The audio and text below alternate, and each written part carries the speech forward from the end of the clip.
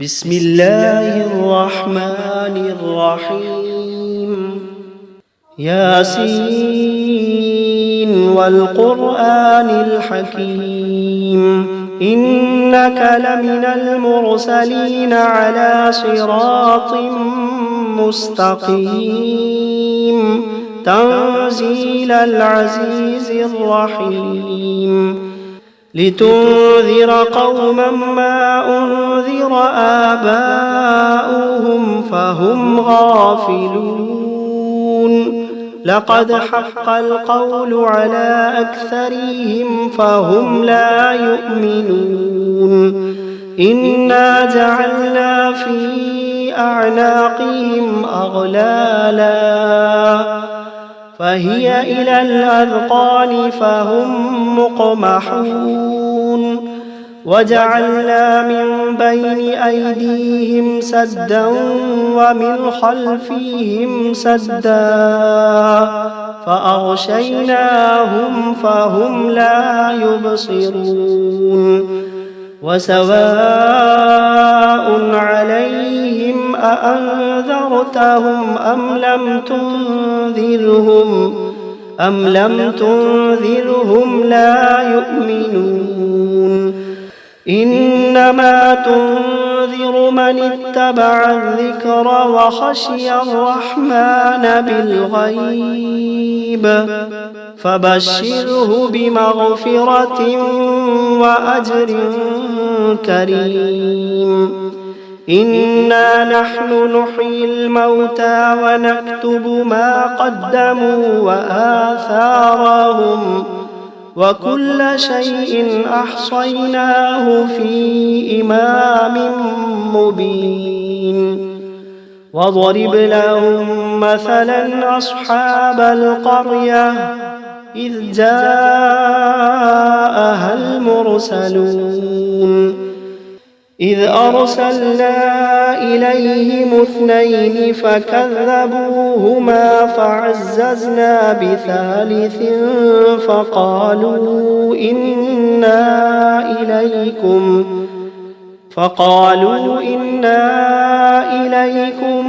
مرسلون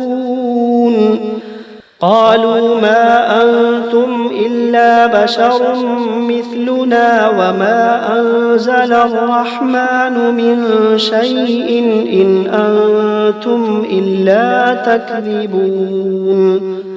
قالوا ربنا يعلم إنا إليكم لمرسلون وما علينا إلا البلاغ المبين قالوا إنا تطيرنا بكم لئن لم تنتهوا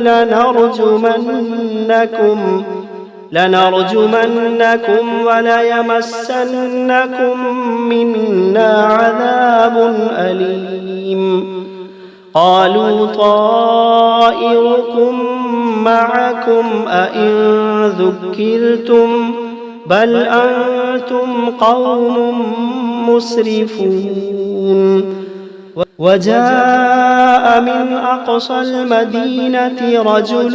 يسعى قال يا قوم اتبعوا المرسلين اتبعوا من لا يسألكم أجرا وهم مهتدون وما لي لا أعبد الذي فطرني وإليه ترجعون أأتخذ من دونه آلهة إن يردني الرحمن بضر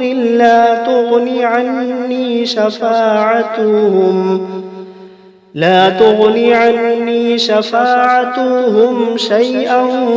ولا ينقذون إني إذا لفي ضلال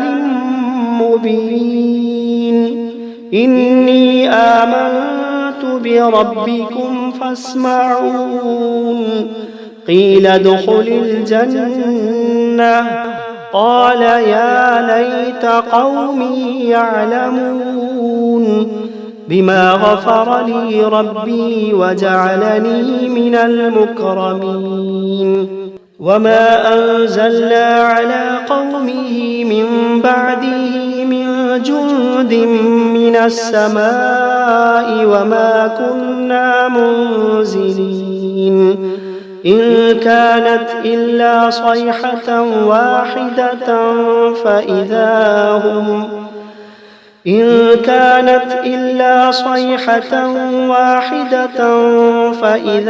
هم خامدون يا حسرة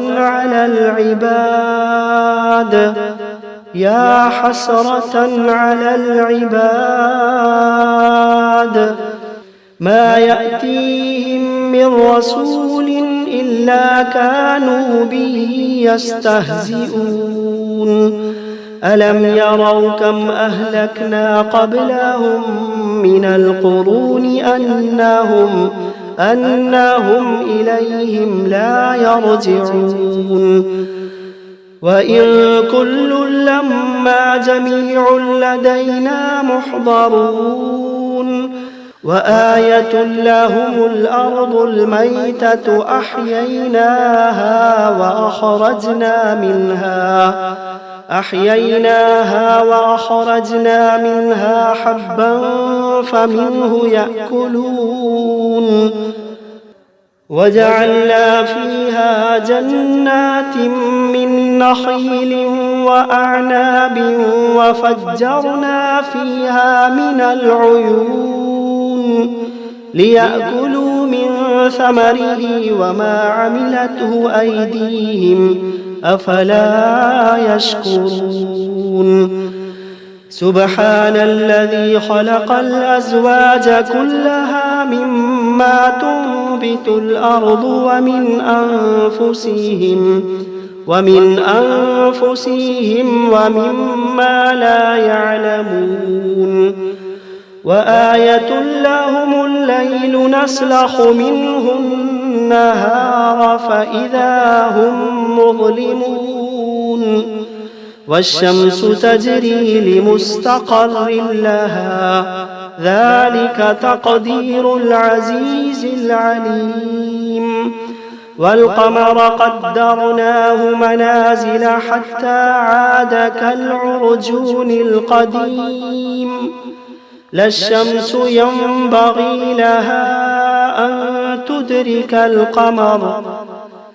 الشمس ينبغي لها أن تدرك القمر ولا الليل سابق النهار وكل في فلك يسبحون وآية لهم أنا حملنا ذريتهم في الفلك المشحون وخلقنا لهم من مثله ما يركبون وإن نشأ نغرقهم فلا صريخ لهم ولا هم ينقذون إلا رحمة منا ومتاعا إلى حين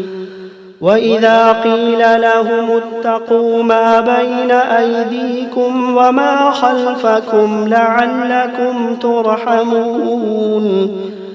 وما تأتيهم من آية من آيات ربهم إلا كانوا عنها معرضين وإذا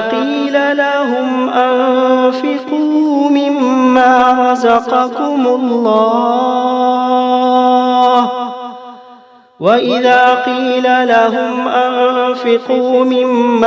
رزقكم الله قال الذين كفروا للذين آمنوا أنطعم من لو يشاء الله أطعمه إن أنتم إلا في ضلال مبين ويقولون متى هذا الوعد إن كنتم صادقين ما ينظرون إلا صيحة واحدة تأخذوهم وهم يخصمون فلا يستطيعون توصية ولا إلى أهلهم يرجعون ونفخ في الصور فإذا هم من الأجداث إلى ربهم ينسلون قالوا يا ويلنا من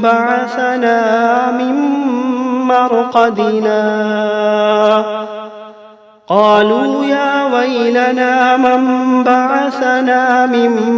مرقدنا هذا ما وعد الرحمن وصدق المرسلون إن كانت إلا صيحة واحدة فإذا هم جميع لدينا محضرون فاليوم لا تظلم نفس شيئا ولا تجزون إلا ما كنتم تعملون فاليوم لا تظلم نفس شيئا ولا تجزون إلا ما كنتم تعملون إن أصحاب الجنة اليوم في شغل فاكهون هم وأزواجهم في ظلال على الأرائك متكئون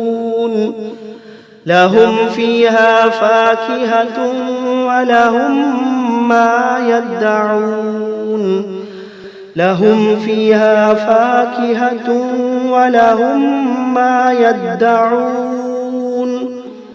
سلام قولا من رب رحيم وامتازوا اليوم أيها المجرمون ألم عهد إليكم يا بني آدم ألا تعبدوا الشيطان إنه لكم عدو مبين وأن اعبدوني هذا صراط مستقيم ولقد أضل منكم جبلا كثيرا أفلم تكونوا تعقلون هذه جهنم التي كنتم توعدون اصلوها اليوم بما كنتم تكفرون اليوم نختم على أفواههم وتكلمنا أيديهم وتشهد أرجلهم بما كانوا يكسبون ولو نشاء لطمسنا على أعينهم فاستبقوا الصراط فأنى يبصرون ولو نشاء لمسخناهم على مكانتهم فما استطاعوا مضيا ولا يرجعون ومن نعمره ننكسه في الخلق أفلا يعقلون وما علمناه الشعر وما ينبغي له إن هو إلا ذكر وقرآن مبين لينذر من كان حيا ويحق القول على الكافرين أولم يروا أنا خلقنا لهم مما عملت أيدينا أنعاما فهم لها مالكون وذللناها لهم فمنها ركوبهم ومنها يأكلون ولهم فيها منافع ومشارب أفلا يشكرون واتخذوا من دون الله آلهة لعلهم ينصرون لا يستطيعون نصرهم وهم لهم جند محضرون فلا يحزنك قولهم إنا نعلم ما يسرون وما يعلنون أولم ير الإنسان أنا خلقناه من نطفة فإذا هو خصيم مبين وضرب لنا مثلا ونسي خلقه قال من يحيي العظام وهي رميم قل يحييها الذي أنشأها أول مرة وهو بكل خلق عليم الذي جعل لكم من الشجر الأخضر نارا فإذا أنتم منه توقدون أوليس الذي خلق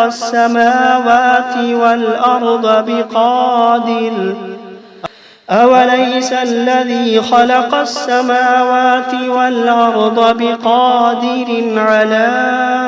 أن يخلق مثلهم بلى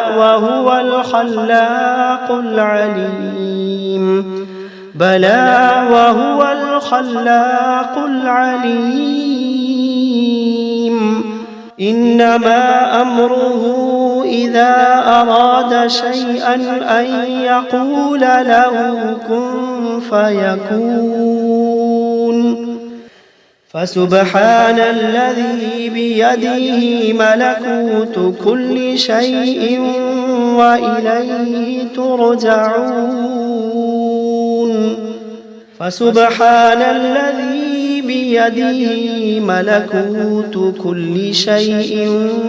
وإليه ترجعون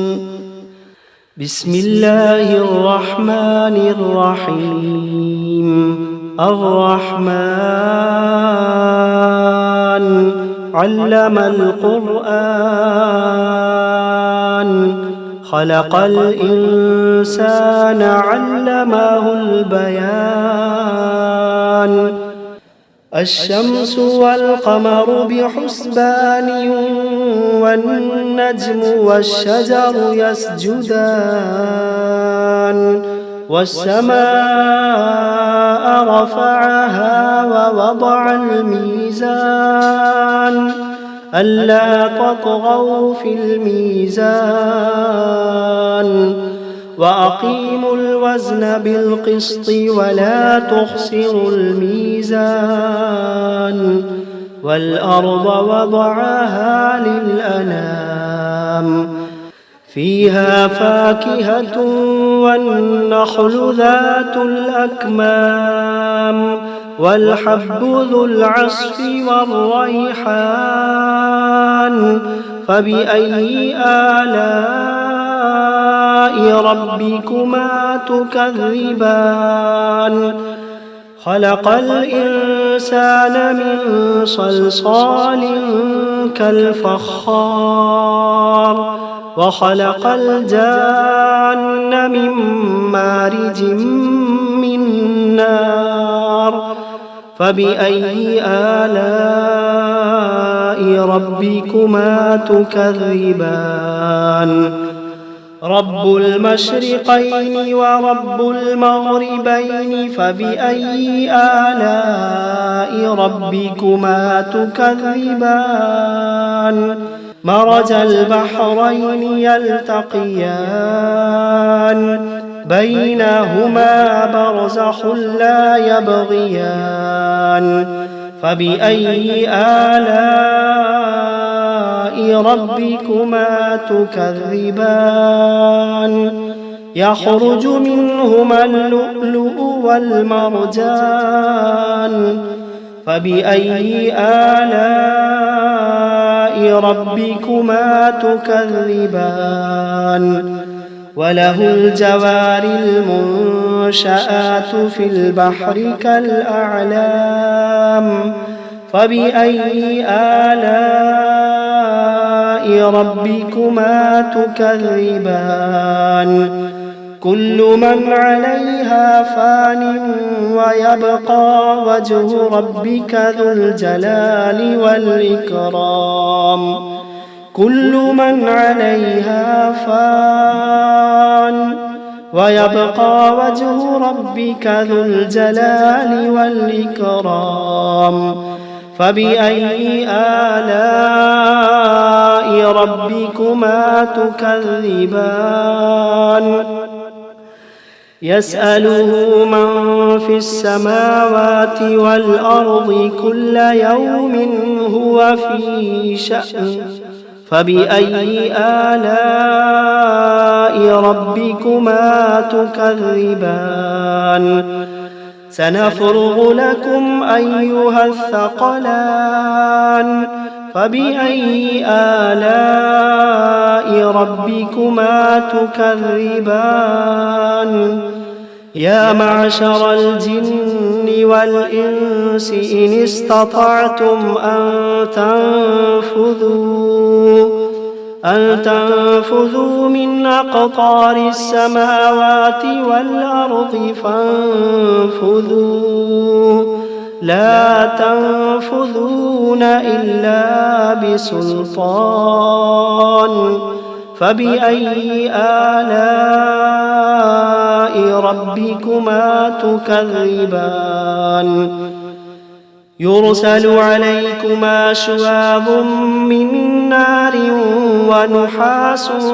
فلا تنتصران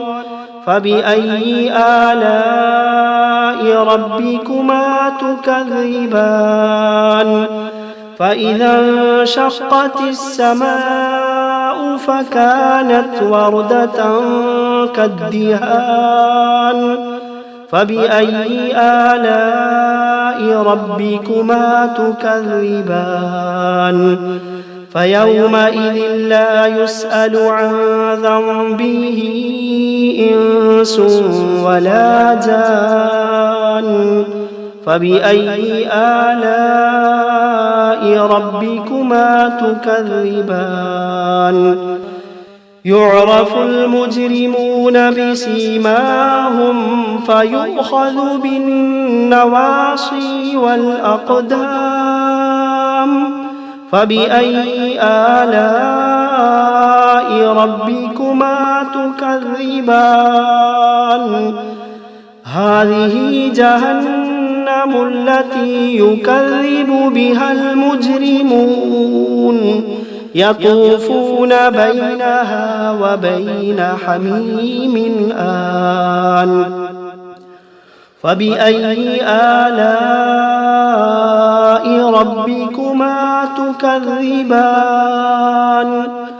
ولمن خاف مقام ربه جنتان فبأي آلاء ربكما تكذبان ذواتا أفنان فبأي آلاء ربكما تكذبان فيهما عينان تجريان فبأي آلاء ربكما تكذبان فيهما من كل فاكهة زوجان فبأي آلاء ربكما تكذبان متكئين على فرش بطائنها من استبرق وجنى الجنتين دان فبأي آلاء ربكما تكذبان فيهن قاصرات الطرف لم يطمثهن إنس قبلهم ولا جان فبأي آلاء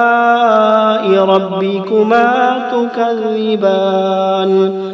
كأنهن الياقوت والمرجان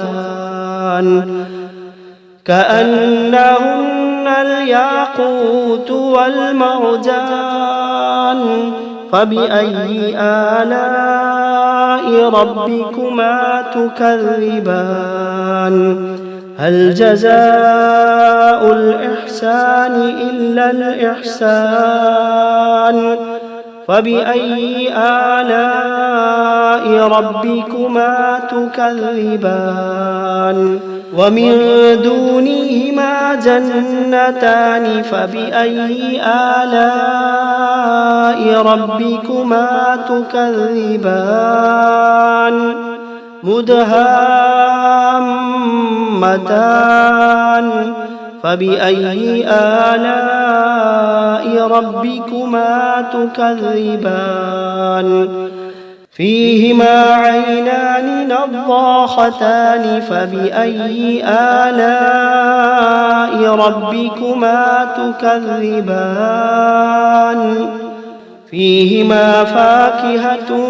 ونخل ورمان فبأي آلاء ربكما تكذبان